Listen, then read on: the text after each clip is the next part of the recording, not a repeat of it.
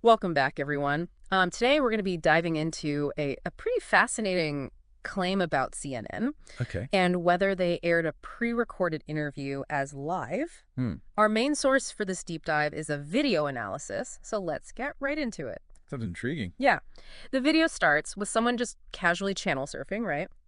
And they notice something a little odd. Okay. They see Congresswoman Jackie Speier Hmm.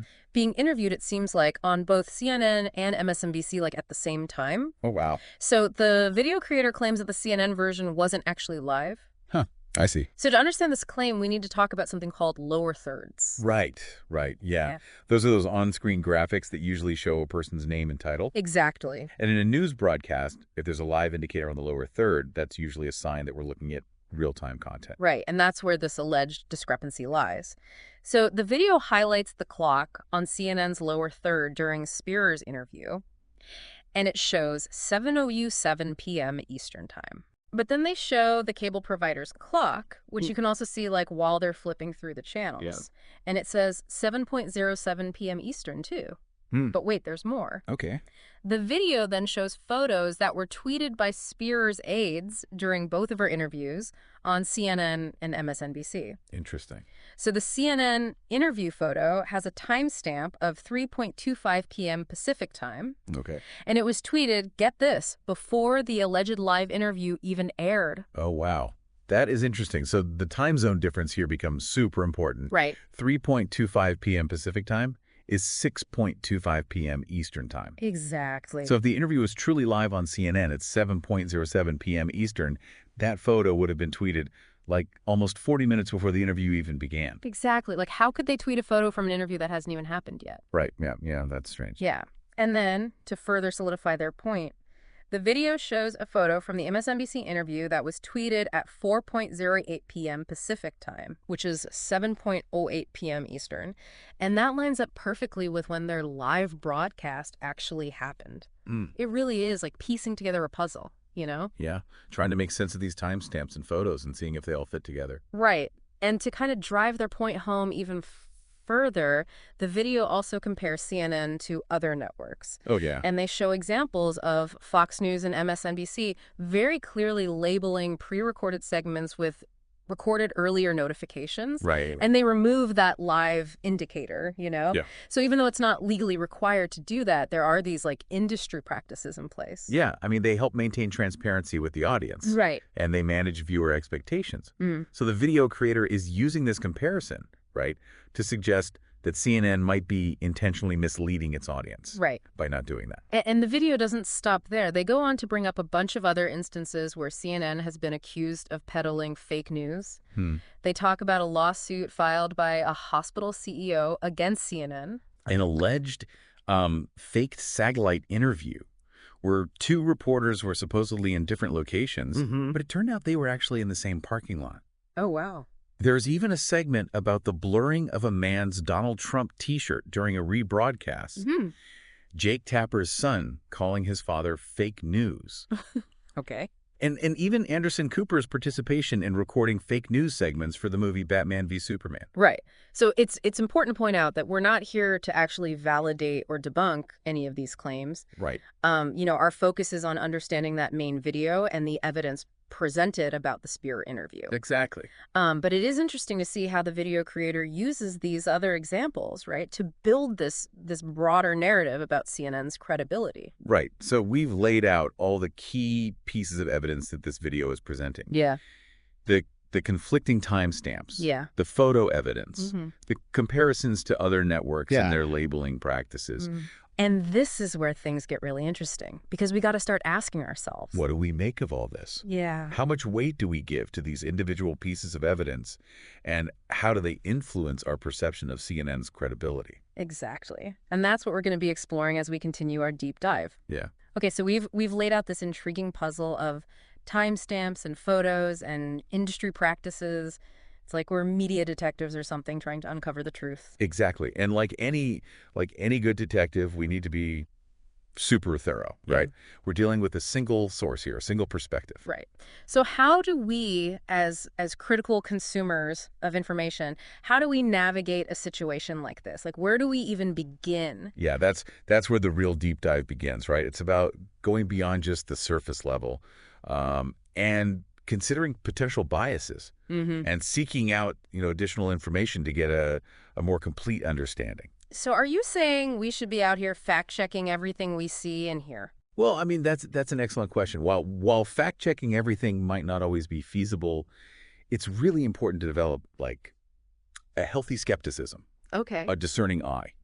Okay. Look for corroborating evidence from reputable sources. Gotcha. So it's almost like we need a detective's toolkit, for navigating the information landscape. I love that analogy. Think of it as honing your media literacy skills. Okay. Question the framing of the story, right? Pay attention to the language that's used, the visuals that are presented. Are they designed to kind of evoke a particular emotional response from you? Right. This makes me think about those photos from Spears Aids again, right?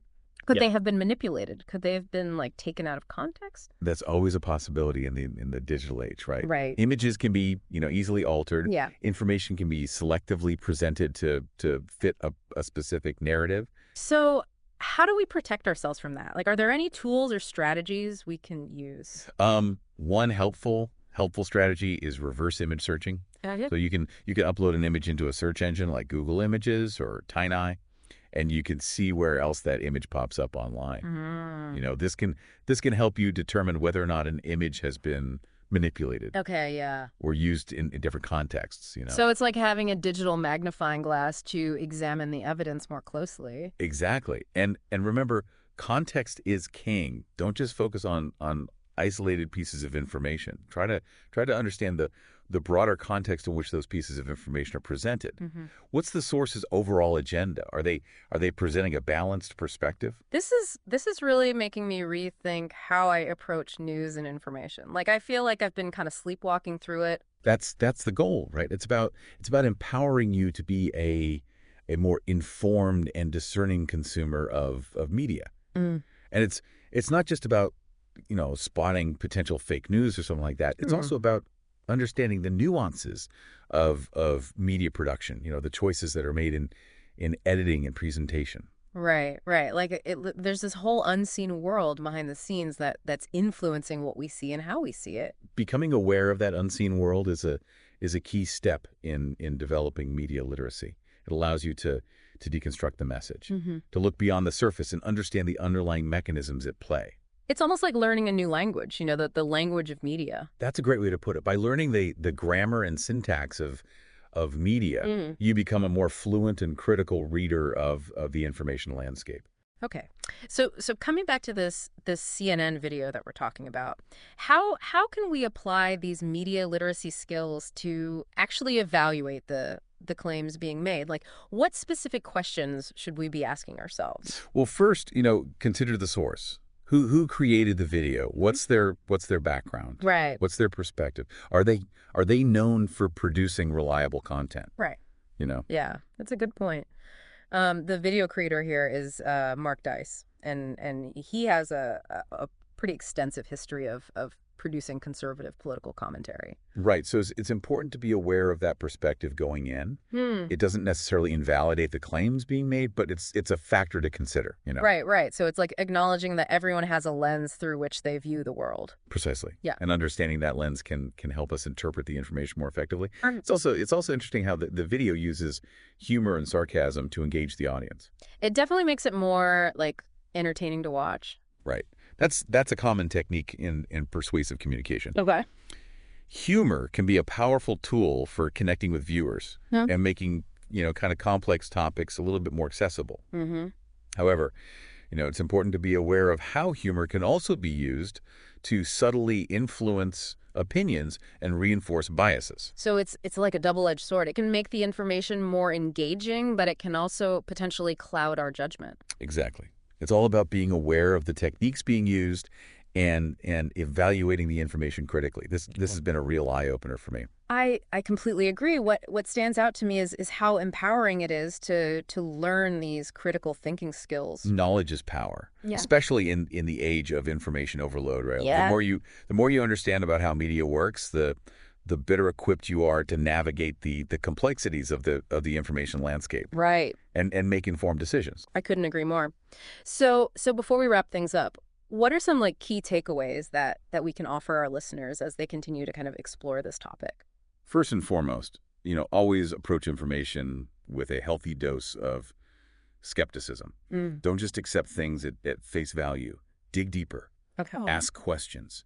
Seek out multiple perspectives. It's like so easy, to get caught up in just scrolling through headlines and taking things at face value. Oh, yeah. But this deep dive is a good reminder to like slow down and think critically about the information we're taking in. Absolutely. And don't be afraid to challenge your own biases. Right. I mean, we all have them, right? Right. And they can subtly influence how we interpret information. Be open to considering different viewpoints, even if they, make you a little uncomfortable. Right. Or challenge your existing beliefs. That's a powerful message. It's about being like intellectually humble. Yeah. And recognizing that we don't have all the answers. Exactly. And finally, remember that media literacy is an ongoing journey. It's not something you just master overnight. Right. The media landscape is constantly evolving, so we need to continuously hone our critical thinking skills and adapt to those changes. It's interesting how this video got us thinking about those industry standards. Like,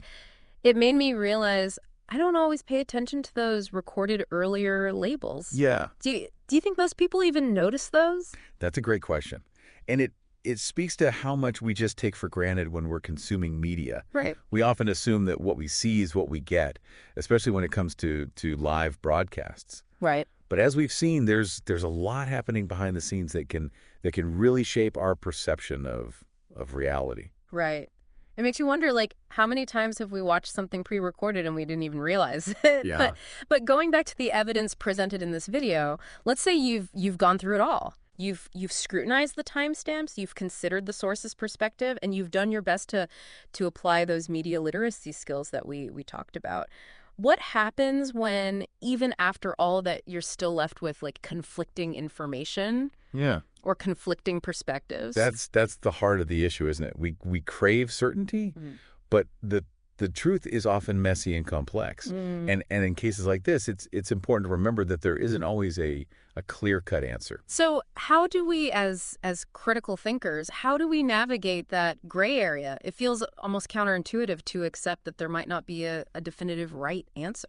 It's definitely a shift in mindset. It's about embracing nuance. Okay. And acknowledging that multiple perspectives can coexist, even if they seem contradictory.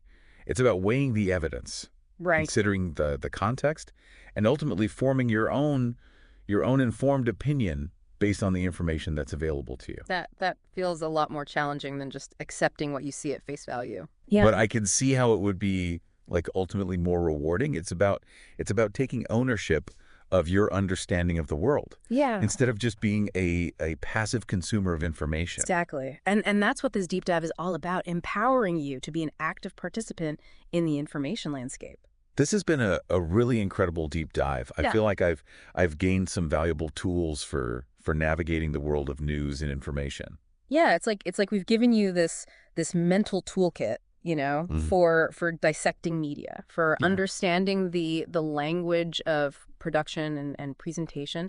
And remember, critical thinking it's a muscle that gets stronger with use. Right. The more you question, the more you analyze, the sharper your discernment becomes. So before we go, I have one final thought I want to leave you with. Okay. Think about how this deep dive can inform your approach to information in your daily life. Yeah. Does it change how you scroll through social media? How you interpret news headlines, how you engage in conversations about current events. It's a call to action. Yeah. To be more conscious and engaged. Remember, we all have a role to play in shaping the information landscape. Absolutely. And on that note, we'll leave you to ponder those implications. Thanks for joining us on this deep dive into the world of media and fake news. Until next time, stay curious, stay skeptical, and stay informed.